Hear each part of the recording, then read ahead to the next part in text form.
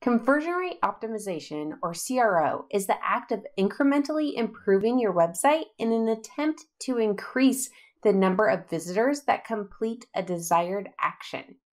One method of improving conversion rate is to send surveys to your site visitors. Then leverage the data from survey responses to make website improvements. But how do you send surveys to site visitors, and what survey questions improve CRO? That is what we're going to discuss. And now it's time for some more DIY SEO tips with Jennifer Regina. First, why ask open-ended questions? Open-ended questions are going to provide you with the most value. Open-ended questions are when the respondent types in a response instead of clicking pre-configured options.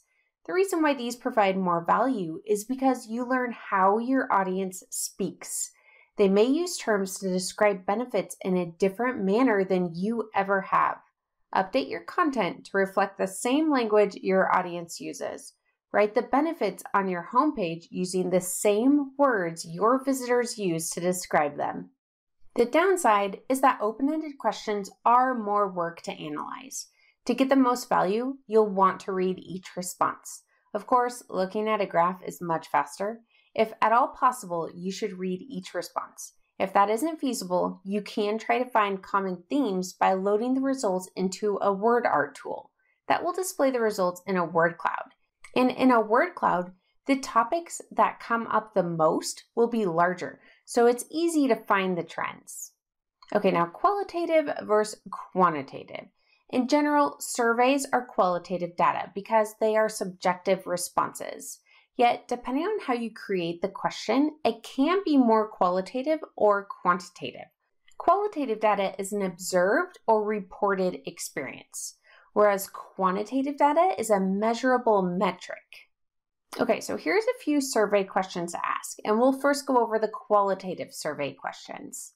The first is, why did you decide to make a purchase? This can help you understand what led to the buying decision. Was there an initial problem that triggered the purchase?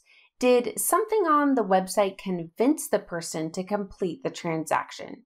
This can help you understand if purchases are due to use cases you're already aware of or new ones. If it's a new use case, there may be optimizations to increase the chances of that use case converting others. The next is, if you didn't purchase, what stopped you? This question can help you better understand obstacles and frustrations your visitors face. Once you understand what's stopping people from buying, you can begin improving those areas. And then, were you able to complete your task? And if not, why not? Not everyone comes to your site with a goal to purchase. They may be researching a particular question or looking for a video or a download. Understanding what people are looking for and if they were able to find it can help you optimize your site navigation. Okay, and then a quantitative survey question. By far, my favorite quantitative question to add to a survey is the Net Promoter Score, or NPS. To get the NPS, you ask, how likely are you to recommend us to a friend or a colleague? The answer is a number scale of 0 through 10. 10 is the highest and most likely. 0 is the lowest and extremely unlikely. If someone answers the Net Promoter Score with a 9 or a 10, that means they are a promoter.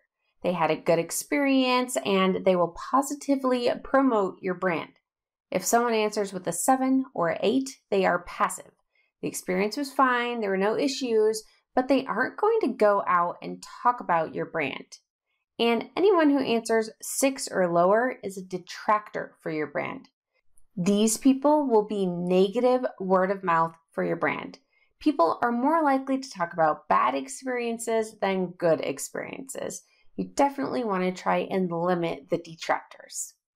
Ideally, you want your NPS in the 9 or 10 range. If the NPS is 6 or below, you want to talk to your audience and see what you can do to improve the experience. Okay, now let's talk about survey tools. There are a few different tools that you can use to collect survey responses.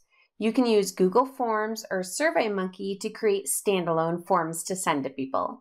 This will work best if you already have an email list that you can use to contact your audience.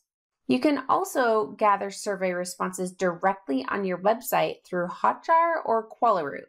This is the route I take because it's nice to get feedback from website visitors. Sometimes people who sign up for your email list do not reflect the same people who visit your website. You want to hear from the people who don't stay and don't convert as well as the people who do. Thanks for listening, and if you enjoyed this, please subscribe. This episode was brought to you by ClearPath Online, a DIY SEO tool for your website.